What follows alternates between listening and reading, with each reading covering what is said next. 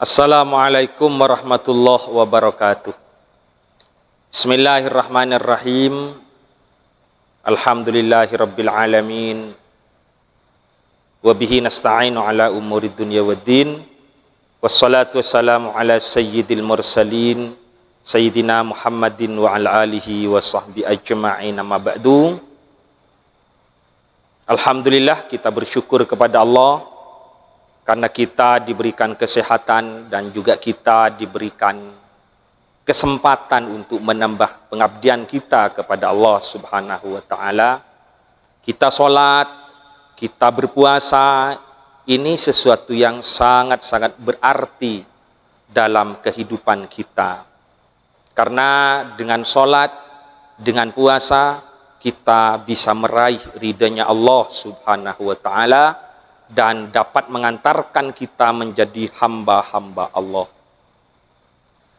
Menjalankan kehidupan ini tentu kita harus menjalaninya dengan keadaan yang indah, keadaan yang lapang.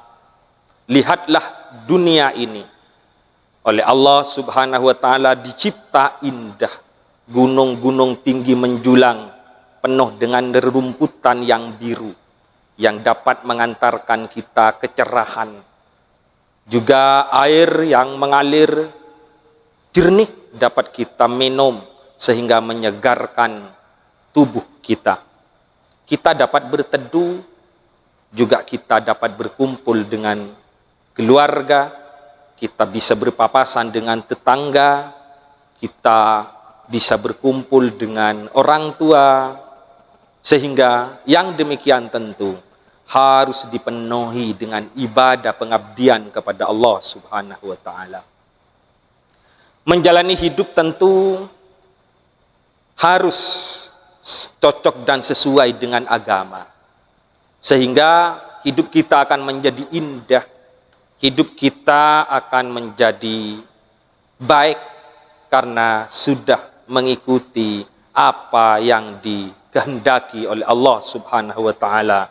Apabila kita menjalani hidup ini sesuai dengan tuntunan Islam, di mana agama Islam yang hak ini mengajarkan kita untuk selalu berdamai, selalu menebarkan kemaslahatan, sehingga apabila kita bisa menjalani hidup penuh kedamaian, maka akan tercapai keindahan dalam menjalani hidup. Ibadah kita akan khusyuk, bersama keluarga kita harmonis, bersama tetangga kita rukun. Kenapa? Karena kita sudah menjalani hidup sesuai dengan aturan agama. Islam menganjurkan kita untuk selalu berdamai. Dibuktikan apabila kita berpapasan dengan teman-teman, kita disunnahkan untuk menyampaikan salam. Salam itu adalah kedamaian. Apabila kita baru datang dari bekerja, kita datang ke rumah, oleh Islam disunnahkan untuk menyampaikan salam. Sehingga ada rasa kedamaian dengan anak, dengan keluarga apabila kita melaksanakannya. Assalamualaikum, keselamatan semoga menimpa, semoga ada pada diri Anda.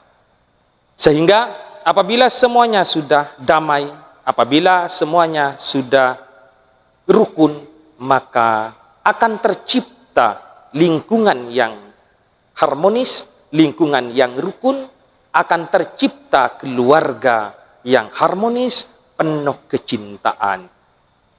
Dengan demikian, baiti jannati, rumahku adalah surgaku, betul-betul dirasa oleh keluarga itu apabila kita sudah harmonis, damai dengan istri, anak-anak, orang tua. Yang demikian tentu akan menambah kenyamanan kita dalam menjalani hidup. Yang tentu dalam menjalani kehidupan itu akan dipenuhi oleh hal-hal yang perlu kita bicarakan, yang perlu kita musyawarahkan. Lah, sekarang bagaimana musyawarah yang betul menurut ajaran agama? Maka mari kita telaah arti musyawarah itu. Syawarah itu artinya mengeluarkan madu dari sarangnya. Secara tidak langsung, orang yang mau bermusyawarah itu bagaikan lebah. Bagaimana lebah? Lebah itu hinggap di dedaunan, itu tidak merusaknya. Ia mengambil saripati bunga-bunga itu untuk dijadikan madu. Sehingga madunya itu lezat dimakan, enak diminum, menyegarkan, menyehatkan. Yang demikian tentu harus diterapkan dalam kehidupan kita. Apabila kita bermusyawarah dengan siapapun, baik dengan teman-teman, dengan istri, dengan keluarga, maka musyawarah itu harus menyehatkan. Musyawarah itu harus menyegarkan. Sehingga apabila demikian, tujuan daripada keinginan kita akan tercapai. Bicarakan apabila ada masalah dengan istri. Bicarakan apabila ada masalah dengan saudara. Ingat, bermusyawarah itu ada sebagian yang mengatakan, sebelum musyawarah harus kita bertutur kata yang lemah lembut. Fabima rahmatin minallahi linta lahum walau kunta habban ghalidhal qalbi lam faddu min haulik. Dengan ayat ini, apabila kita berpapasan, bertemu dengan teman, bertemu dengan tetangga, berjumpa dengan istri, kita harus hadapi dengan hati yang lembut. Setelah itu, kita maafkan mereka. Fa'fu anhum. Maafkan mereka. Apa memaafkan mereka itu maksudnya? Kata-kata memberikan maaf itu berarti menghapus kesalahan orang lain di hati kita. Siapa yang tidak pernah salah? Semuanya akan pernah mengalami. Semuanya pernah mengalami kesalahan itu. Sehingga apabila saudara kita, istri kita, anak-anak kita berbuat kesalahan pada kita, fa'fu anhum, maafkan mereka. Maksudnya, hapuslah kesalahan mereka dari hati kita. Toh walaupun itu menyakitkan. Setelah kita menghapus kesalahan mereka, maka kita harus memintakan ampun kepada Allah untuk mereka. Wastaghfir lahum. Mintakan ampun mereka kepada Allah. Semoga kesalahan-kesalahan para tetangga, istri, anak, teman-teman, siapapun yang telah berbuat salah kepada kita, kita mintakan ampun kepada Allah. Selain kita sudah menghapus kesalahan mereka di hati kita, setelah itu kita memintakan ampun untuk mereka kepada Allah. Sehingga mereka juga disayang, dikasihi oleh Allah Subhanahu wa taala. Setelah demikian, maka wasyawirhum fil amr. Kita bermusyawarah dengan mereka. Apa kiranya yang perlu kita perbaiki? Bagaimana kiranya untuk menjalani hidup ini dengan damai? Bagaimana kiranya untuk menjalani hidup ini penuh kenyamanan? Kita musyawarahkan. Setelah kita menghadapi mereka dengan hati yang lembut, kita sudah memaafkan mereka, kita sudah memintakan ampun untuk mereka kepada Allah, kita bermusyawarah dengan mereka. Sehingga akan tercipta persahabatan yang abadi, akan tercipta kerukunan dengan tetangga yang harmonis, akan tercipta pergaulan dengan istri dengan penuh kasih sayang. Ingat, keadaan itu tentu tergantung yang melihatnya. Maka lihatlah dunia ini dengan kacamata yang cerah, jangan lihat dengan kacamata yang gelap. Contoh, misalnya ada orang yang terpeleset gara-gara selembar kertas di lantai, maka dia memarahi setiap orang yang ia jumpai.